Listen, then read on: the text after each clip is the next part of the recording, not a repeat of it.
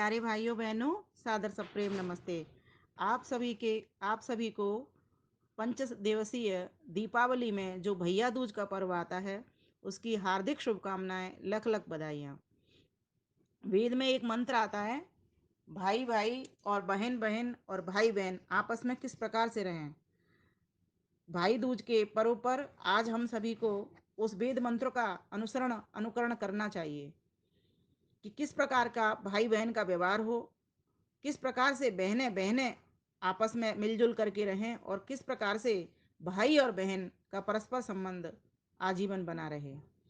कौन भाई कौन बहन, ऐसे बहुत सारे विषयों को आपके समक्ष लेकर के प्रस्तुत हुई हूँ।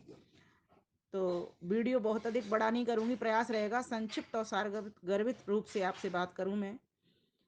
तो वेद में जो मंत्र आता है पहले उसको बोलते हैं, ॐ मा भ्राता भ्रातरं द्विक्षन्मा स्वसारमुत स्वसा सम्यञ्चः सव्रता भूत्वा वाचं वदत भद्रया वाचं वदत भद्रया। करें द्वेष ना भाई भाई, बहन बहन ना द्वेष करें, बहन बहन ना द्वेष करें। हो एक मति और एक व्रति, मधु बोल परस्पर मिलन करें, मधु बोल परस्पर मिलन करें। वास्तव में एक बहन है, वो अपने भाई के लिए किस तरह से कामना करती है, ये समझने योग्य बात है। जब हम छोटे छोटे थे तो भैया दूज का जब पर्व आता था, जिस दिन भैया दूज मनाते थे हम, तो क्या करते थे, तो पहले तो एक शिक्षाप्रद कहानी सुना करते थे। तत्पश्चात फिर बहनें भाई का तिलक करती थी। तो भाई का तिलक करते थे तो भाई कभी कभी नाटक भी करता था, एक रूठने मनाने का एक क्रम भी चलता था। और वो इतना संक्षिप्त होता था, इतना प्यार भरा होता था कि वास्तव में वो अभी तक याद आता है। मेरे दो भाई हैं, एक बड़ा भाई है एक छोटा भाई है। तो बड़े भाई तो हमारे बहुत आदर्श हैं, हम सब बहन भाइयों के। और जो छोटा भाई है वो थोड़ा नटखट है, मीन्स बहुत अधिक कहा जाए उसको विनम्र भी है और साथ ही साथ बहुत प्यारा भी है। तो वो कहता था कि हम उसके इंतजार करते थे कि हम जब कुछ खाएंगे तब कि भाई तिलक नहीं करवा लेगा। तो वो जानबूझ करके हमारे पास नहीं आता था और फिर जब आता था तो हम बहुत हंसते थे। तो फिर तब उसको तिलक किया जाता था। तो कहने का भाई है, इतना प्यार हमारा बचपन में होता है और आज भी है, ऐसा नहीं है। लेकिन बहुत से घरों में जो बचपन वाला प्यार है फिर आगे जा करके बहुत कम हो जाता है, ऐसा देखने में आता है। हर छोटी छोटी चीजों के ऊपर, हर छोटी छोटी बात को गले से लगा करके और फिर लड़ाई झगड़ा करते रहते हैं। ऐसा नहीं होना चाहिए। ये भैया दूज का पर्व प्रेरणा देने के लिए, संदेश देने के लिए, प्रसन्नता देने के लिए, खुशी देने के लिए आता है कि हम सभी बहन भाई प्रेम से परस्पर मिलजुल करके रहें। बहन क्या कहती है, भाई के लिए क्या कामना करती है, मेरे भैया रहें प्रसन्न, कमी न हो फल फूल व अन्न। मेरे भैया रहें प्रसन्न, कमी न हो फल फूल व अन्न। बहना देती शुभकामनाएं, भाई भतीजे सब हर्षाएं। मन से कभी न होवे दूरी, हे प्रभु इच्छा करना पूरी। फले फूले परिवार हमारा, त्याग समर्पण भाव हो न्यारा। बहन भाई का प्यार परस्पर, सदा स्वस्थ सुदृढ़ हो हर घर, सदा स्वस्थ सुदृढ़ हो हर घर। जिए परस्पर राग द्वेष तज, विमल ईश राजी में सब रज। मेरे भैया रहें प्रसन्न, कमी न हो फल फूल वन, कमी न हो फल फूल वन। तो इस प्रकार से एक जो भाई बहन है, अपने भाई के लिए इतनी सुंदर शुभकामनाएं करती है, कुछ मिष्ठान उसके हाथ में देती है, तिलक लगाती है उसको कि मेरा भैया हमेशा जीते, कभी किसी से ना हारे। इतनी सुंदर सुंदर कामनाएं उस भाई के लिए करती है बचपन में। और अंत में भी जो बहन भाई प्रेम से रहते हैं वो हमेशा ऐसी तरीके की भावना रहता है। और भाई भी उसकी हर अड़ी भिड़ी में तो काम आता ही है, हमेशा उसके लिए तैयार रहता है। मेरी बहन के बच्चे, मेरे जीजाजी कभी भी किसी भी तरीके से परेशान ना हो, इस प्रकार की भावना है वो भी भाई भी रखता है, चाहे छोटा हो चाहे बड़ा हो। भाई दोनों ही एक तरीके से कहा जाए शुभकामनाएं और आशीर्वाद देते हैं। चाहे भले ही छोटा भाई है, वो भी अपनी बहन से इतना प्यार करता है। हर तरीके से उसके लिए तैयार रहता है, अपना सारा काम छोड़ देगा लेकिन उसके लिए तैयार रहेगा। ये आदर्श, ये संस्कार कहाँ से मिलते हैं?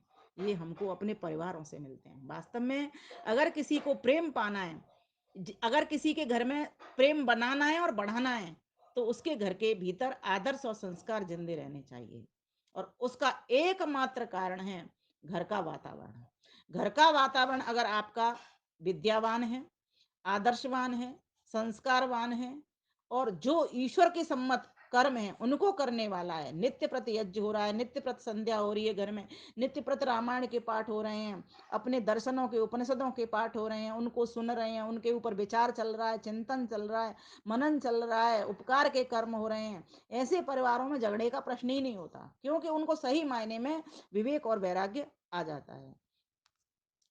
तो भाई दूज के अवसर पर मुझे दो प्रसंग हमेशा मन में बने रहते हैं।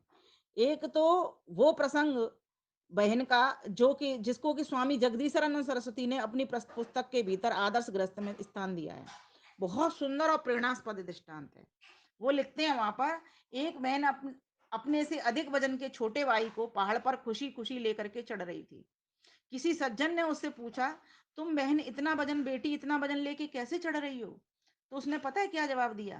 कहा कि ये कोई बोझ नहीं है, ये कोई वजन नहीं है, ये तो मेरा भाई है। और दूसरा प्रसंग मुझे रामायण का हमेशा याद रहता है। दूसरा क्या कि भरत और राम के का जो मिलन होता है वो सचमुच जागृत करने वाला होता है। एक भाई कहता है कि मुझे राज्य नहीं चाहिए, है ना? भरत ने कहा कि मुझे नहीं चाहिए और भाई कहता है कि मुझे नहीं चाहिए। दोनों में इस बात के ऊपर लड़ रहे हैं कि मुझे नहीं चाहिए। लड़ाई हमारी कहाँ होती है कि मुझे चाहिए। आज कोर्ट कचहरी कहाँ होती है? सोचो कि मुझे जमीन का एक टुकड़ा कम मिला या मुझे बाप की संपत्ति में से इतना पैसा कम मिला, झगड़े इसी बात पर होते हैं। लेकिन यहाँ पर क्या हो रहा है? यहाँ पर उल्टा हो रहा है। राम जी को बन चले जाते हैं, उनको राज्य चाहिए नहीं। उधर भरत कहता है मुझे भी राज्य नहीं चाहिए, ये तो राम भैया का राजा, राम भैया बड़े हैं। तो दोनों भाइयों का परस्पर कितना जबरदस्त प्रेम है। माँ भ्राता भ्रातरम, भाई भाई से प्रेम करे, किसी से आपस में बैर ना करे। दुक्षणमा सुसार मुसुसा, भाई बहन आपस में प्रेम करें और बहन बहन बहन आपस में प्रेम करें। भाई भाई से प्रेम करे, बहन बहन से, कोई भी परस्पर द्वेष ना करे। तो वास्तव में श्री राम भरत जैसे आदर्श भाई आज देखने को नहीं मिलेंगे। अगर ऐसे हैं तो समझ लेना उनके जीवन में रामायण है, उनके जीवन में रामायण। इस बात को याद रखना, दोनों को ही गद्दी की प्यास नहीं है और आज एक दूसरे के खून के प्यासे हो रहे हैं। इसीलिए जब तक जीवन में रामायण नहीं आएगी तब तक युद्ध होते ही रहेंगे। तो कवि क्या, कितना सुंदर कवि ने गीत लिखा था, राज तिलक को गेंद बनाकर खेलन लगे खिलाड़ी, इधर राम उस तरफ भरत, दोनों ने ठोकर मारी, शिक्षा दे रही जी हमको रामायण अति प्यारी, शिक्षा दे रही जी हमको रामायण अति प्यारी। तो रामायण का श्रवण, पठन, पाठन, मनन, चिंतन, गुणन और धारण, हम सभी को आज के दिन अवश्य संकल्प करना चाहिए। अपने बच्चों के साथ हम नित्य प्रति रामायण पढ़ेंगे। महर्षि वाल्मीकि कृत ने वहां के, तब उस समय के थे इसीलिए वहां के सुंदर सुंदर तरीके से, ढंग से उसका वर्णन किया है। संस्कृत के साथ हिंदी भी है, इसीलिए हम सभी को पढ़ने में आसानी होती है। उसको पढ़ना चाहिए और उसका संकल्प लेना चाहिए कि हम परिवार के भीतर इस प्रेम की स्थापना करेंगे। दूसरी बात, एक व्रत और आज अवश्य लेना चाहिए। क्या? कि जितने भी यहाँ पर प्राणी हैं, ठीक है, जो सज्जन हैं, जो धर्म की रक्षा कर रहे हैं और करने में अपना अनुमोदन भी कर रहे हैं और धर्म की रक्षा करवा भी रहे हैं, स्वयं भी कर रहे हैं, करवा रहे हैं और धर्म जहां जहां हो रहा है उसका समर्थन करके उसको बढ़ाने का प्रयास कर रहे हैं, उनकी तो हम रक्षा करेंगे, जो भाई बहन। और जो असुर हैं, जो आतंकवाद फैला रहे हैं, जो धर्म को मिटाने के लिए लगे हुए हैं, जो मनुस्मृति जैसे ग्रंथों को जलाने के लिए लगे हैं, उनका सफाया करेंगे और अपनी बहनों को इस लव जिहाद के राक्षस से मुक्ति दिलाएंगे। ये संकल्प आज अवश्य लेंगे सभी भाई और बहनें। ये संकल्प लेंगी हम अपने भाइयों की, जो धार्मिक हमारे भाई हैं, सज्जन भाई हैं, उनकी रक्षा करेंगे। जो वैदिक धर्म के प्रति सजग हैं, संगठित हैं, संस्कारित हैं, ज्ञानी हैं, वीर हैं, बलवान हैं, संत हैं, महात्मा हैं, उनकी हम रक्षा करेंगे। और इसके लिए हम परस्पर एकजुट होंगे, बोलेंगे संगच्छध्वम संबद्धध्वम संभो मनासि जानताम देवा भागम यथा पूर्वे संजानाना उपासते। यथा पूर्वे कौन? श्री राम को का आदर्श देखेंगे, भरत का आदर्श देखेंगे। जब कौशल्या बहुत परेशान हो जाती हैं और केकई के हाल से कि राम जी को वनवास मिल जाता है और अपने पुत्र के लिए राजगद्दी जब वो राजा दशरथ से मांग लेती हैं और राजा दशरथ चले जाते हैं, राम जी इधर वन को चले जाते हैं, उधर से भरत अपने ननिहाल से घर आ जाते हैं और आकर के कौशल्या माता के कमरे की ओर जाते हैं, मिलने के लिए माँ के पास जाते हैं। पहले अपनी केकई माँ से मिलते हैं। जब उन्हें ये समाचार मिलता है कि भैया राम वन चलेगा और तुम्हारे पिताजी नहीं रहे, तो वो फूट फूट करके रोते हैं कि भाई भाई में इतना प्यार, इतना प्यार। वास्तव में ये जीवंत उदाहरण, ये इतिहास का जो उदाहरण है वो हमारे जीवन में जीवंत होना चाहिए। ये अगर ग्रंथ नहीं होता रामायण, तो हम ये शिक्षा कहाँ से ले पाते। इसलिए धन्य है महर्षि वाल्मीकि, धन्य है ये मात्र भारत भूमि जिसके भीतर ऐसे ऋषि मुनि पैदा होते हैं। तो फिर कौशल्या माता उधर परेशान है और आ रही है, वो भरत, उसको पता चलता है कि भरत आ गया है, तो उधर से वो चल रही है, तो वो क्या कह रही है, मिल जाते हैं तो वो चरणों में गिर जाते हैं भरत जी। किसके में? कौशल्या माता के में। तो कौशल्या माता क्या कहती है? महर्षि वाल्मीकि लिखते हैं, इदम ते राज्य कामस्य राज्यम प्राप्तम कंटकम संप्राप्तम वत कैकय्या शीघ्रम क्रूरण कर्मणा। हे भरत, तुम्हें राज्य की अभिलाषा थी, लो तुम्हें यह निष्कंटक राज्य प्राप्त हो गया, परंतु खेद है कि केकई ने अत्यंत क्रूर कर्म करके यह राज्य प्राप्त किया है। फिर वो क्या कहती हैं, प्रस्थाप्य चीर वसनम पुत्रम में वनवासिनम कैकय्ये कम गुणम तत्र पश्यति क्रूरदर्शनी। मेरे पुत्र को बलकल वस्त्र पहना और वन भेजकर इस क्रूरदर्शनी ने क्या फल पाया। आगे बोलती है, क्षित्रम मापपि केकई प्रस्थापयुत मर्हति हिरण्य नावो यत्रास्ते सुते में सुमहायशः। केकई को चाहिए कि मुझे भी वहां शीघ्र भेज दे जहां ज्ञान विज्ञान पूर्ण सुवर्ण जैसे शरीर वाला महायशस्वी मेरा पुत्र राम निवास कर रहा है। अथवा स्वयं एव अहम सुमित्रा चरा सुखम, अथवा मैं स्वयं सुमित्रा को साथ लेकर अग्निहोत्रम पुरस्कृत्य, अग्निहोत्र को आगे करके प्रस्थाय यत्र राघव, सहस्त्र वहां चली जाऊंगी जहां राघव है अर्थात श्री राम है। तब जाकर के जब ऐसे कठोर वचनों को भरत जी ने सुना, क्योंकि भाई भाई के प्रति प्रेम कम नहीं है, तब भरत जी क्या कहते हैं, देखिए किस प्रकार से शपथ लेते हैं। ये सुनने लायक बात है और मैंने इसको तो मेरे भीतर से ये काव्य में फूट पड़ा पूरा की पूरा। वो आज मैं आपके समक्ष रखती हूँ, थोड़ा सा समय लग जाएगा आपको, लेकिन सुनना अधिक कि किस प्रकार से वो भरत जी ने अपने आप को जब कौशल्या ने कठोर वचन कहे तो भरत जी माता के चरणों में गिर पड़े और बहुत प्रकार से विलाप करके वे मूर्छित जैसे हो गए। तो जब उनको होश आया तो वे हाथ जोड़ करके शोक में व्याकुल होकर के और विलाप करते हुए कौशल्या से कहने लगे। और क्या कहते हैं, अपने आप को निर्दोष साबित करने के लिए माँ मैं दोष नहीं लगाते, कुछ भी नहीं कहते, भाई के प्रति अगाध प्रेम है, अपने आप का बता रहे हैं कि माँ अगर मेरा कोई दोष हो तो मुझे माफ करना।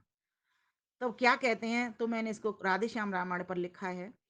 हे कौशल्या मात सुनो लेता हूँ शपथ प्रतिज्ञा को, लेता हूँ शपथ प्रतिज्ञा को, मेरे कारण यदि गए भ्रातवन तो ये पाप लगे मुझको, तो ये पाप लगे मुझको। सुना हुआ गुरुमुख से ज्ञान जो जाऊं वो मैं सारा भूल जाऊं, वो मैं सारा भूल, यदि भैया के वन जाने में हे मैया हुई हो मेरी भूल, हे मैया हुई हो मेरी भूल। मैं सारा वो ज्ञान भूल जाऊं, अगर मेरा कोई इसमें दोष हो भैया के बन के जाने में, तो हे मैया मैं वो सारा ज्ञान भूल जाऊं। दूसरी बात क्या कहते हैं, हीन जात सेवक कहलाऊं, पाऊं सजा तीर और शूल, पाऊं सजा तीर और शूल, यदि भैया के वन जाने में हे मैया हुई हो मेरी भूल, हे मैया हुई हो मेरी भूल।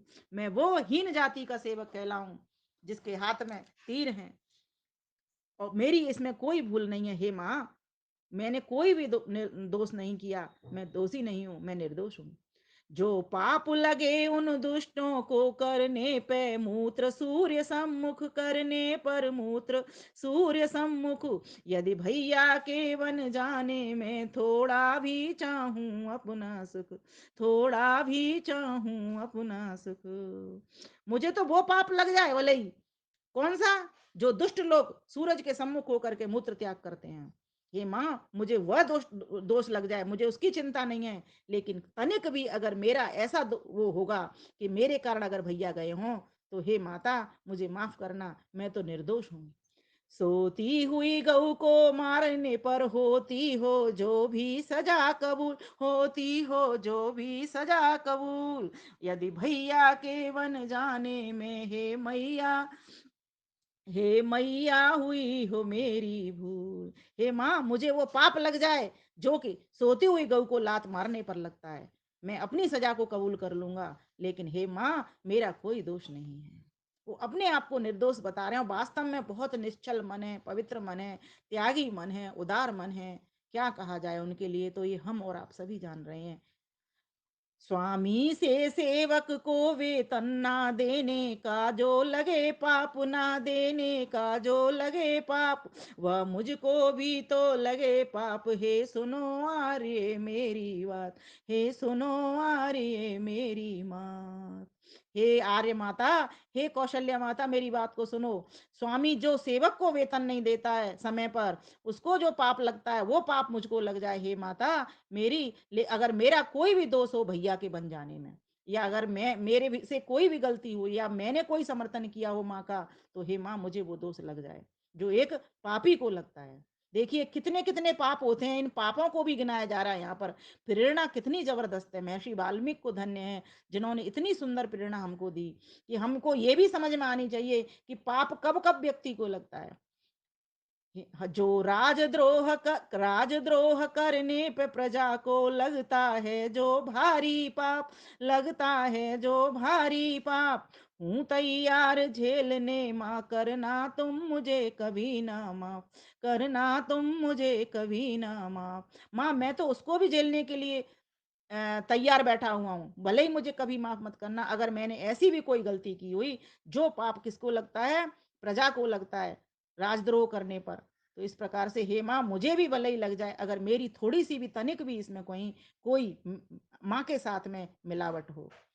ऋतुज ब्राह्मणों को जो दान दक्षिणा न यज्ञ की देने पर, दक्षिणा न यज्ञ की देने पर, यजमानों को जो लगे पाप, वह भी भोगूं अपने तन पर, वह भी भोगूं अपने तन पर। मुझे तो हे माँ वो भी पाप लग जाए अगर भैया को वन भेजने में थोड़ी सी भी मेरी गलती हो, तो माँ मुझे चिंता नहीं है। कौन सा पाप? जो कि जो यजमान लोग दक्षिणा नहीं देते हैं, ब्राह्मणों से यज्ञ कर्म करवा लेते हैं, उनको दक्षिणा नहीं देते हैं, देखो पापी वे लोग होते हैं। इसलिए दक्षिणा का बहुत जबरदस्त विधान है कि अगर किसी ब्राह्मण से तुमने यज्ञ कर्म करवाया है और उसको दक्षिणा नहीं दी हो या भूल हो गई हो, तो माफी मांग करके चरण स्पर्श करके उनको दक्षिणा पहुंचा देनी चाहिए। अगर ऐसी कई बार भूल हो जाती है यजमानों से, तो वो भूल भी ना करें। आगे लिखा है यहाँ पर, योद्धाओं को जो लगे पाप, नहीं अपना धर्म निभाने पर, नहीं अपना धर्म निभाने पर, लग जाए पाप मुझको भी वो कारण में यदि बन जाने पर, कारण में यदि बन जाने पर। हे माता, मुझे वो भी पाप लग जाए। कौन सा?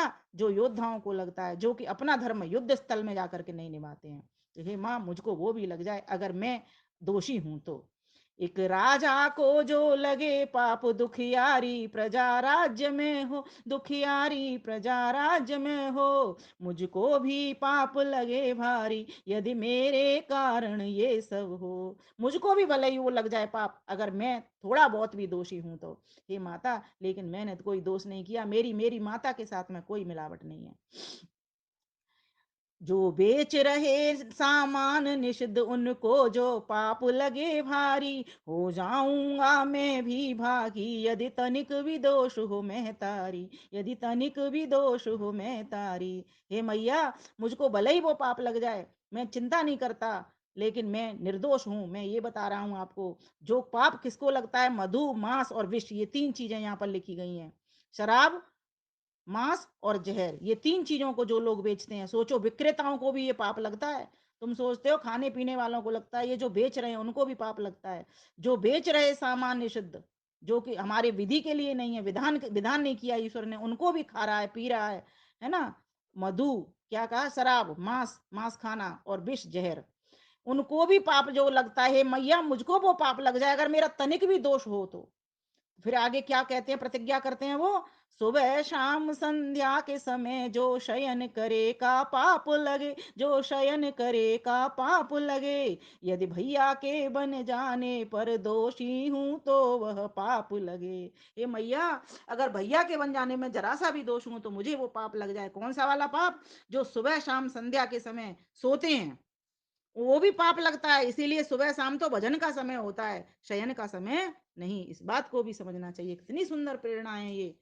व्यभिचारी गुरु पत्नी गामी को जो भी पाप लगे भारी, को जो भी पाप लगे भारी, यदि भैया के बन जाने में मम सहमति होवे मम तारी। हे मैं तारी, अगर भैया के बन जाने में जरा सी भी सहमति हो तो मुझे वो पाप लग जाए। कौन सा पाप? जो व्यभिचारी गुरु जो होते हैं उनको लगता है, जो किसी दूसरे की पत्नी के साथ में व्यभिचार करते हैं उनको लगता है, वो मुझको लग जाए अगर थोड़ा सा भी मेरी सहमति का दोष हो तो, कि मैंने थोड़ा सा भी माता के साथ मिलावट की हो तो। प्यासे को जो ना दे पानी, भूखे को जो ना दे रोटी, भूखे को जो ना दे रोटी, वह भी लग जाए पाप मुझे, तड़पे मेरी बोटी बोटी, तड़पे मेरी बोटी बोटी। और मुझे वो भी पाप लग जाए जो प्यासे को पानी नहीं दिया जाता देता है, और भूखे को जो रोटी नहीं खिलाता है, उनको जो पाप लगता है वो पाप मुझको लग जाए अगर थोड़ा सा भी मेरा दोष हो इसमें, भैया को बन भेजने में। भिक्षुक को जो ना दे भिक्षा, उल्लंघन जहाँ वैदिक शिक्षा, उल्लंघन जहाँ वैदिक शिक्षा, वह दोष लगे मुझको भी माँ, कह कई माँ संग यदि मम इच्छा, कह कई माँ संग यदि मम इच्छा। हे माँ, मुझको वो भी दोष लग जाए। कौन सा? जो भिक्षुक को भिक्षा नहीं दी जाती है, जो दरवाजे पर अतिथि विद्वान आए जाते हैं और वो भिक्षा मांगते हैं, तो ऐसे लोगों को जो जहां पर नहीं दी जाती है, तो क्या कर रहे हैं? वो वैदिक शिक्षा का उल्लंघन कर रहे हैं। भिक्षुक कौन? यहाँ पर भिक्षुक को कहा जाता है ब्रह्मचारी लोग जो होते हैं, जो गुरुकुल में पढ़ते हैं, और उनका ऐसा विधान था कि घर घर जाते थे, भोजन मांगते थे, और तब जाकर के वो गुजारा करते थे। आज तो वो सिस्टम ही खत्म हो गया, क्योंकि कोई किसी को पहचान नहीं होती और कोई किसी को देना भी नहीं चाहता। बहुत सारी चीजें हैं इसमें। लेकिन यहाँ पर ये बात बताया जा रहा है कि ये नियम था ऐसा गुरुकुलों का। जो ब्रह्मचारी थे वो घर घर में भोजन लेते थे, इकट्ठा करते थे, अपने गुरुजी के लिए भी लाते थे, गुरु माता के लिए भी लाते थे, और अपना अपने लिए भी लाते थे, क्योंकि वहां पर तो कोई कमाई का साधन था नहीं। आजकल थोड़ा सिस्टम चेंज कर दिया वर्तमान को देखते हुए। तो कहा मुझे तो वो भी पाप लग जाए। फिर आगे कहते हैं कितनी प्रतिज्ञा कर रहे हैं वो अलग अलग ढंग से, और प्रेरणा छोड़ रही हैं वो सारी प्रतिज्ञाएं। द्वेषी छल कपटी निंदक को जो पाप लगे हे मात मेरी, जो पाप लगे हे मात मेरी, वह भी मुझको लग जाए भले, यदि तनिक भी इच्छा थी मेरी, यदि तनिक भी इच्छा थी मेरी। यदि भैया को वन में भेजने में मेरी तनिक सी भी इच्छा थी तो मुझे ये पाप लग जाए। कौन सा? द्वेषी, छल, कपट, कपटी और निंदक। जो लोग द्वेष करते हैं, जो लोग छल करते हैं, जो लोग कपट करते हैं, जो लोग निंदा करते हैं, उनको जो पाप लगता है वो पाप मुझको भी लग जाए, अगर मैंने ऐसा कोई काम किया है तो, अपनी माँ के साथ अगर मैं मिला हूं तो। फिर कहते हैं वो, जिनके मैले कुचले कपड़े, आलस्य का पाप लगे उनको, आलस्य का पाप लगे उनको, लग जाए मुझे ऐसा भी पाप, यदि सहमति मम जाने वन को, यदि सहमति मम जाने वन को। मुझे वो भी पाप लग जाए जो लोग गंदे कुचैले मैले कुचैले रहते हैं और आलसी बन करके रहते हैं, कोई भी परिवार समाज राष्ट्र के हित का काम नहीं करते, सारा दिन सोते रहते हैं, खाते रहते हैं, उनको भी पाप लगता है। ध्यान देने की बात यहाँ पर ये है, वो भी पाप मुझको लग जाए यदि थोड़ी सी भी सहमति मेरी माँ के साथ है या भैया को वन भेजने में। बस वो सीधी बात बोल रहे हैं कि भैया अगर मेरे कारण बन गए हैं तो मुझे वो पाप लग जाए। यज्ञों के विध्वंसक पापी को जो भी पाप लगे मैया, जो भी है पाप लगे मैया, वह है स्वीकार मुझे सहस, यदि मैं दोषी हूँ निज भैया। मुझको वो भी पाप लग जाए जो लोग यज्ञ नहीं करते हैं और यज्ञों का विध्वंस करते हैं, अर्थात यज्ञों को होने नहीं देते हैं। जैसा कि हम देखते थे कि ऐसे असुर लोग, आतंक लोग होते हैं जो यज्ञों को करने नहीं देते हैं। तो ऐसा वो वाला पाप भी हमको लग जाए, हे माँ, अगर मैं अपने भैया को वन में भेजने में थोड़ा सा भी दोषी हूँ। देखो भरत किस तरह से प्रतिज्ञा कर रहे हैं और अपनी माँ के सामने बात को रख रहे हैं। आगे देखिए, बछड़ी के हक को मारे जो, बछड़ी गाय की, बछड़ी के हक को कई लोग ऐसे कसाई होते हैं, वो गाय को का दूध बच्चे को नहीं पीने देते, खुद ही ले लेते हैं। बछड़ी के हक को मारे जो, उसका जो पाप लगे उसको, उसका जो पाप लगे उसको, मुझको भी पाप लगे, धिक धिक लांछन हो मेरे स्वार्थ को, लांछन हो मेरे स्वार्थ को। हे मैया, मुझको वो भी पाप लग जाए जो कि एक बछड़ी के हक को मारते हैं, अर्थात अब बेचते हैं वो सारे दूध को, बच्चे को दूध नहीं पीने देते। फिर आगे, पानी को गंदला जो करते, मछली वन अगला जन्म धरे, मछली वन अगला जन्म धरे, वह पाप लगे मुझ अनुज को भी, नियति में मेरा खोट धरे, नियति में मेरा खोट धरे। मुझको, हे माँ, मेरी माँ कौशल्या माँ, मुझको वो भी खोट लग जाए जो कि मेरी नियति में खोट रख रहे हैं, अर्थात जो पानी को गंदा करते हैं, जो पानी को गंदा करने वाले हैं, उनको अगला जन्म कौन सा मिलता है? मछली का। मछली कहाँ रहती है? जल में रहती है। हे माँ, मुझको वो भी पाप लग जाए, देखो उसका भी पाप लगता है। पानी को गंदा नहीं करना चाहिए।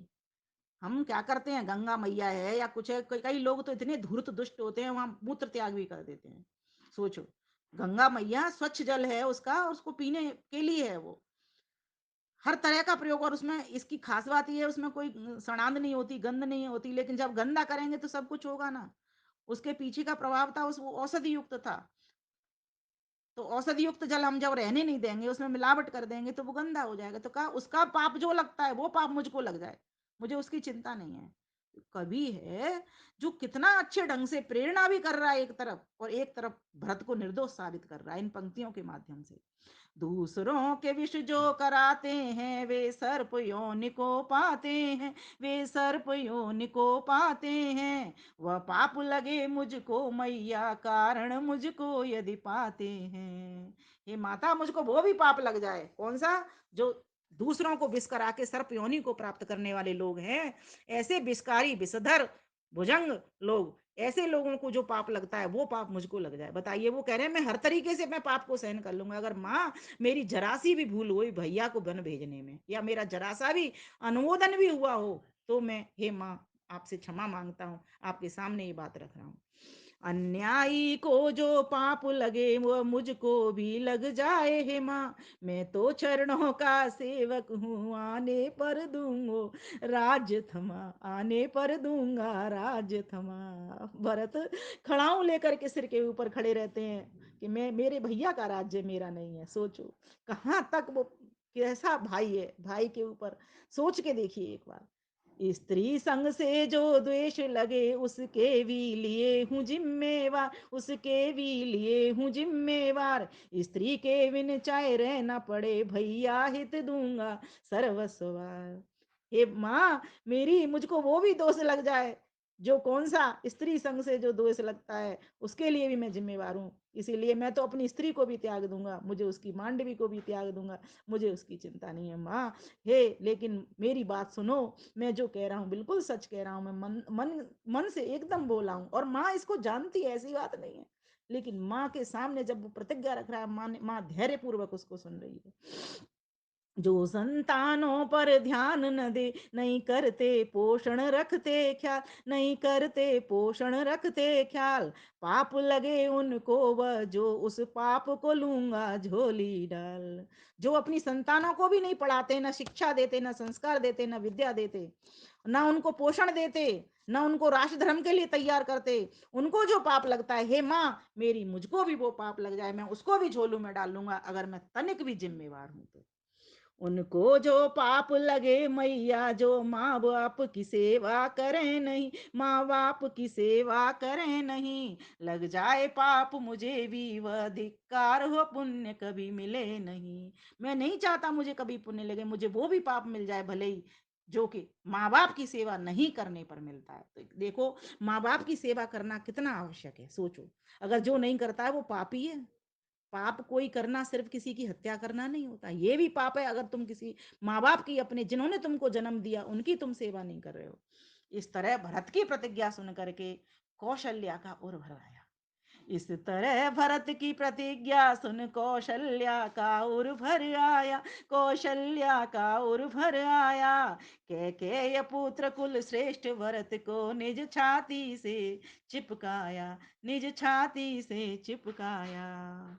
इस तरह भरत की प्रतिज्ञा को सुनकर के भरत को कौशल्या माँ हृदय से लगा लेती है और अत्यंत वात्सल्य भाव से कैके पुत्र भरत को प्रथम ही निर्दोष जान करके गोद में भर लेती हैं। ये आर्यावर्त की भूमि है, यहाँ गूंज रही है रामायण, यहाँ गूंज रही है रामायण। यह वैदिक अपनी संस्कृति है, चरितार्थ करें इसे राम लखन, चरितार्थ करें इसे राम लखन। कौशल्या जैसी मात यहाँ, श्री राम से पुत्र हैं इस धरती, श्री राम से पुत्र हैं इस धरती। सीता सन्यारी सी पतिव्रता, भ्राता है भरत ये विमल कहती, भ्राता है भरत ये विमल कहती। भाइयों बहनों, आज अगर आपने ये प्रतिज्ञा सुन ली भरत की, तो मेरा ऐसा मानना है आप अपने भाई से झगड़ना बंद कर दोगे, अपनी बहन से झगड़ना बंद कर दोगे। कैसे थे भरत, और राम जी जानते हैं अपने भरत को, और राम जी जानते हैं अपनी माँ कौशल्या को, और कौशल्या भी जानती है भरत को, और भरत भी जानते हैं कौशल्या माता। फिर भी वो अपनी माँ के सामने एक प्रतिज्ञा रखते हैं, और ऐसी प्रतिज्ञा वास्तव में महर्षि वाल्मीकि जी ने कमाल कर दिया है। इन प्रतिज्ञाओं को लिख करके हमको प्रेरणा दे दी है कि कब सोना चाहिए, कब उठना चाहिए, कौन सा काम करना चाहिए, कौन सा नहीं करना चाहिए, क्या पाप है, क्या पुण्य है। और दूसरी बात, जो हमारा भाई क्या कहते हैं इसको, भैया पर्व का जो त्योहार है, भैया दूज का जो पर्व है, ये पर्व भी सार्थक हो जाएगा अगर भाई बहन इस प्रतिज्ञा को भी सुन करके आपस में एक दूसरे के साथ सम्यक मधुर व्यवहार करेंगे।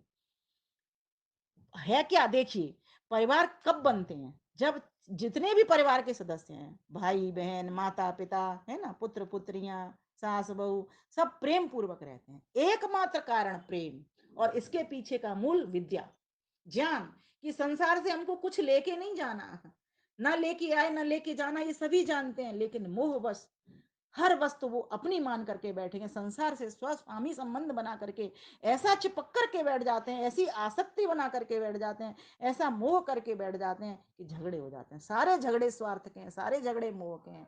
अगर भरत की जैसा त्यागी और राम के जैसा त्यागी, दो भाइयों जैसा अगर व्यवहार हमारे जीवन का हो जाए, त्याग, मात्र एक त्याग, लेकिन होगा कैसे, वो विद्या से होगा, घर के वातावरण से होगा, घर का जो सत्संगी वातावरण होगा ना, उससे होगा। हम जब छोटे थे अपने दादाजी से रामायण सुनते थे, और सिर्फ सुनते नहीं थे, हम पढ़ते भी थे उनके साथ में। गलत पढ़ते थे तो वो हमें टोक दिया करते थे, और अर्थ भी वो समझाया करते थे। माँ भोजन बनाती थी, दादी दादाजी के साथ बैठती थी। एक परिवार, संयुक्त परिवार ऐसा जिसमें एक पीढ़ी पूरी थी, दादा दादी, माता पिता, हम सभी भाई बहन, बुआ वगैरह आया करती थी, जाया करती थी। इस प्रकार का एक प्रेम प्यार का वातावरण होता था, ऐसी शिक्षा संस्कार हमको मिलते थे। किस प्रकार से मिलते थे, वहाँ के परिवार के सत्संगी वातावरण के कारण। आज अगर हम चाहते हैं कि हमारे परिवार सुखी हों, स्वस्थ हों, और ये तलाक, जिहाद, ये सब मिट जाएं, उसके लिए मात्र एक आपको वैदिक संस्कृति की ओर आना होगा। अपने परिवार को वैदिक संस्कृति देनी होगी, जिस परिवार के भीतर नित्य प्रति यज्ञ होते हैं, संध्या होती है, सत्संग होते हैं, रामायण दान दर्शन आदि ग्रंथों के पठन पाठन, श्रवण मनन, निधिध्यासन होते हैं, ये ही लोग अपने परिवार को अच्छी प्रकार से बना पाते हैं, और साथ ही साथ भाई बहन के इस पर्व को, भैया दूज के पर्व को सार्थक कर पाते हैं। मात्र अब ये एक दिन का रह गया, और एक दिन में भी उतना प्रेम नहीं। हमारे यहाँ तो रोज भाई दूज होता था जब तक बहन भाई आपस में नोक झोंक ना कर लें, एक दूसरे को थप्पड़ ना दे लें, तब तक तो वो बात ही नहीं बनती थी। सोचो कितना प्यार होता था, और बना बना कर कहते तू मार मुक्का, ऐसे दे, अब की बार ऐसे दे, ऐसे झगड़ते थे। कभी कोई मन से भीतर से कोई मेल नहीं होता था, निश्चल झगड़ते थे। आजकल जो झगड़ रहे हैं उसमें छल है, कपट है, मुंह से बोलते नहीं है, लेकिन भीतर से इतना विष भर लिया है कि कोई समझ ही नहीं आती। तो इस प्रकार से आज भाई दूज का पावन पर्व हम सभी मना रहे हैं। सभी भाई बहनों के लिए परमात्मा से शुभकामनाएं प्रेषित करती हूँ और आशीर्वाद मांगती हूँ भगवान से कि भगवान हम सबको आशीर्वाद दें और साथ ही साथ सद्बुद्धि दें कि हम सभी भाई बहन परिवार में प्रेम से रहें, समाज में प्रेम से रहें, राष्ट्र में प्रेम से रहें।